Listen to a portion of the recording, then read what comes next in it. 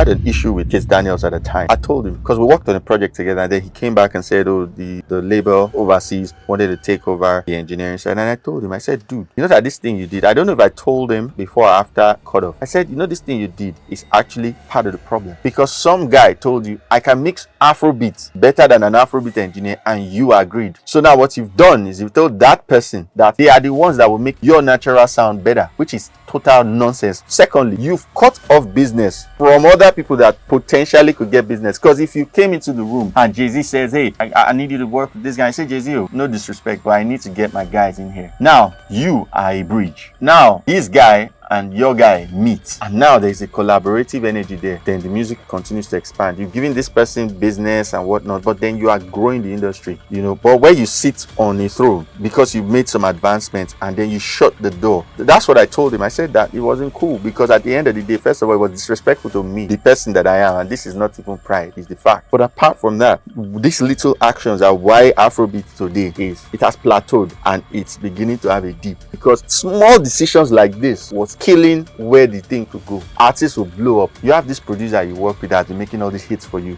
You blow up, and now our producer they find you. You have now started working with all these Yankee guys who quote unquote are better. Some of these artists will be like, VTEK, what is the difference between mixing in your studio and mixing with those their big mixers? I said I've worked with the big mixer before. It's nothing. Technology has advanced to the point where you can make songs as good on a computer. Yeah. Now this same artist that asked me this question comes years later to say they want to do it with their big console, and then he does that, then much later calls me and says, can I work with them? And I said no, because I'm like, first of all, the insult. Second of all, they said they can do it better now. Oh yeah, go and do it better.